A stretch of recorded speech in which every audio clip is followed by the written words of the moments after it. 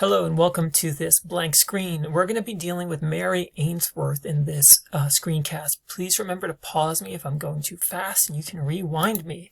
So let's get started. So let's make sure we understand what Ainsworth is actually researching. She's researching attachment, right? So we have to always remind ourselves what exactly is attachment, right? It's the emotional bond between the baby and the caregiver. Attachments can be between any two people, but in this context, we're dealing with baby and caregiver. Then we're looking for, as psychologists, right, what are some of the behaviors that enabled us to say, hey, there's attachment right in front of us. So we're looking for the signs. And I'm going to introduce you to some cool terms that might help you a little bit. So remember, these also can appear in the Harlow studies. So proximity-seeking behaviors. When we're attached, we want to be near the person, right? And contact maintaining behaviors, right? So you can see this even in people maybe who are in love, right? I seek to be closer to the woman I'm in love with, and maybe we want to cohabitate, right? To contact maintain, right? To maintain that attachment, to be close to each other. So you can see those playing out. All right, now the attachment studies, let's make sure we understand and are able to categorize all of the differences. So they really begin with Harlow.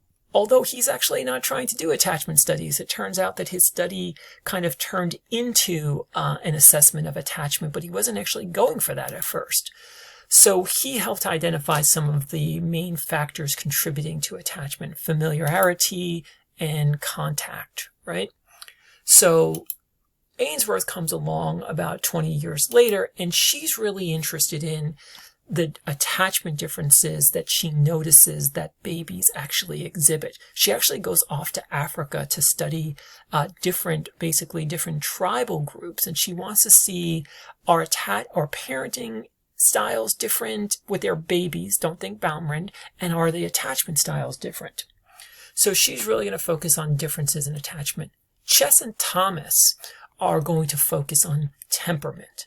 And that's going to almost be a corrective to Ainsworth in some way. We'll talk about that later, though. So they're going to talk about temperament, but keep all this straight. Now, to understand Ainsworth, you have to understand her study. It's technically not an experiment. It's a study called A Strange Situation. So let's walk you through what's going on. So first thing, Ainsworth, strange situation. Know that. That's like a basic ID question. So what's going on? The objective is to literally be able to test attachment between baby and mother. And what she does is she invites them into this new place, this probably her lab, and she has a room set up with a whole bunch of toys. And the babies are allowed to explore that room if they want, right? They're allowed to do pretty much whatever they want within reason in that room. So then after a time, a new person, the stranger, enters, right? Speaks with baby, attempts to interact with the baby. Then the mother leaves the room. Baby's left alone with the stranger, and this usually causes a level of distress, even in securely attached. And then it shouldn't say this is focus. It should be this is one of the focal points. Just the mother returns, and we want to see how the baby reacts when the mother returns. So cross that out. That's a little oversimplified. So we got the strange situation. Now, you can watch it at another time if you'd like, but go through this first. So what is she assessing? I'm simplifying this for you. First thing she's assessing is, what does the baby explore? Even when the mom is there and when the mom is not there, does the baby explore the room? And if so, what is the connection between the baby exploring and the connection with the mom? Then we want to see what happens when when mom leaves. And remember, she's primarily studying moms, only studying moms. And then we want to know what happens when the caregiver comes back and the reunion. Based upon assessing how the baby's doing throughout these three criterion for assessment, she comes up with 3 types of attachment styles. Really 2. She says some babies are securely attached, and then some babies are insecurely attached. But the insecurely attached has 2 components, 2 subsets. So we're going to go through those and show you how she did it.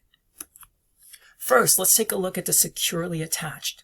I'm going to go through the criteria with you, and you're going to be able to do a cross comparison.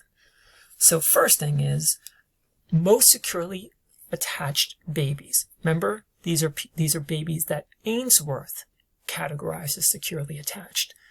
Explore freely, but they do use mom as a secure base. So they check in with mom. They are sometimes distressed when the caregiver leaves. A lot of students get this wrong. So a baby being distressed when the caregiver leaves is not a sign by itself of insecure attachment. Many of the securely attached children also became distressed. However, when mom returns, they always greeted her pretty happily. And even if they were distressed, when she returned, they sought comfort from her. They seeked out comfort from the mother. And they were easily, you have to add this, they were easily calmed down. Now, insecure avoidance. So now we have a caveat, right? We've added a type of insecure attachment, insecure avoidant. Now notice, just like the securely attached child, they actually explored freely. So you're like, oh, wait a minute, that's similar. However, look at the difference. They did not use mom as a secure base. They were actually uninterested in her presence when she was there and when she left. Now, Ainsworth was worried about this. This is not a sign of attachment because remember, the child is dependent upon mom. Mom is a secure base. Mom did not seem to be a secure base for the insecure avoidant children. And then on reunion, ignores or actually actively avoids the caregiver. Then insecure ambivalent. Now we're going to notice a difference. For the most part, did not or sought to resist active exploration of the room when mom was there. And then overly clingy, preoccupied with the caregiver. Maybe imagine the baby who clings to the leg of mom or dad. And then on reunion, remember ambivalent means ambiguous.